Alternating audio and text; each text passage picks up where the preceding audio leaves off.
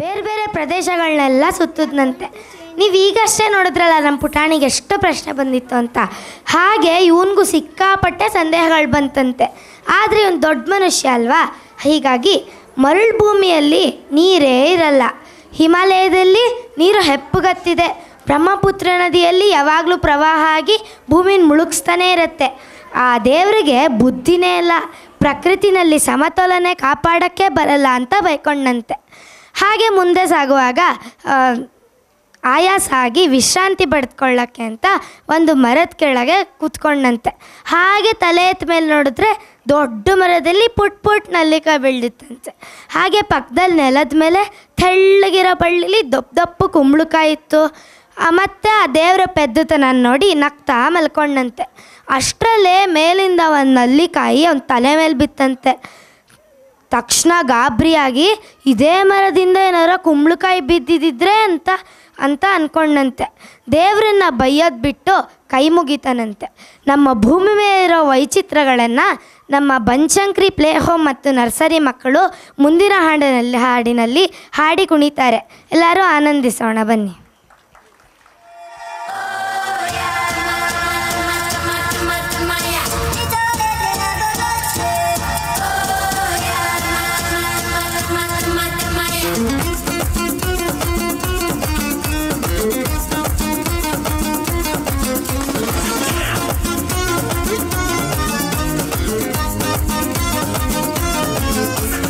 ಕಾಣದಂತೆ ಮಾಯವಾದನು ನಮ್ಮ ಶಿವ ಕೈಲಾಸ ಸೇರಿಕೊಂಡನು. ಕಾಣದಂತೆ ಮಾಯವಾದನು ನಮ್ಮ ಶಿವ ಕೈಲಾಸ ಸೇರಿಕೊಂಡನು. ಕೊಡುವುದನ್ನು ಕೊಟ್ಟು ಬಿಡುವುದನ್ನು ಬಿಟ್ಟು, ಕೊಡುವುದನ್ನು ಕೊಟ್ಟು ಬಿಡುವುದನ್ನು ಬಿಟ್ಟು ಕೈಯ ಕೊಟ್ಟು ಓಡಿ ಹೋದನು. ಕಾಣದಂತೆ ಮಾಯವಾದನು ನಮ್ಮ ಶಿವ ಕೈಲಾಸ ಸೇರಿಕೊಂಡನು.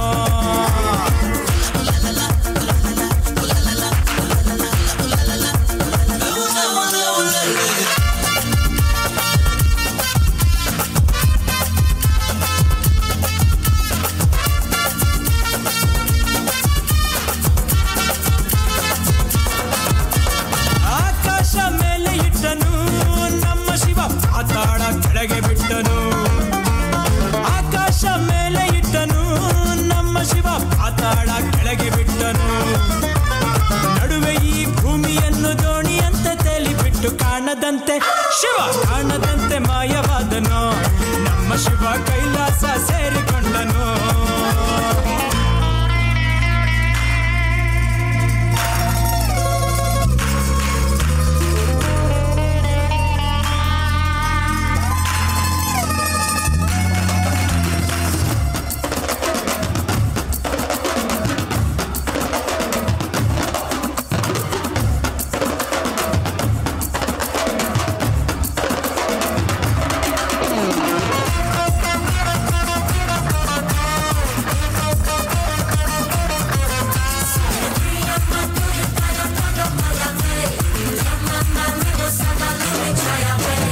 ಹೆಣ್ಣಿಗೆಂದು ಅಂದ ಕೊಟ್ಟನು ನಮ್ಮ ಶಿವ ಗಂಡಿನಲ್ಲಿ ಆಸೆ ಇಟ್ಟನು. ಹೆಣ್ಣಿಗೆಂದು ಅಂದ ಕೊಟ್ಟನು ನಮ್ಮ ಶಿವ ಗಂಡಿನಲ್ಲಿ ಆಸೆ ಇಟ್ಟನು. ಹೆಣ್ಣು ಗಂಡು ಸೇರಿಕೊಂಡು ಯುದ್ಧವನ್ನು ಮಾಡುವಾಗ ಕಾಣದಂತೆ ಶಿವ ಕಾಣದಂತೆ ಮಾಯವಾದನು. ನಮ್ಮ ಶಿವ ಕೈಲಾಸ ಸೇರಿಕೊಂಡನು.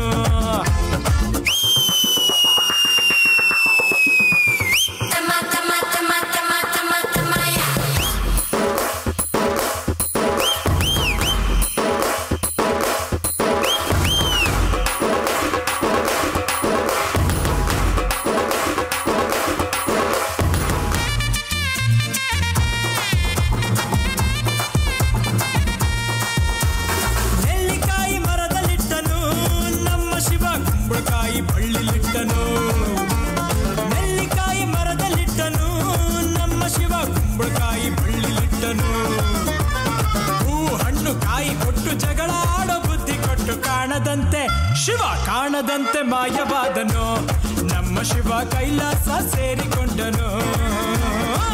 ಶಿವ ಕಾಣದಂತೆ ಮಾಯವಾದನು ನಮ್ಮ ಶಿವ ಕೈಲಾಸ ಸೇರಿಕೊಂಡನು.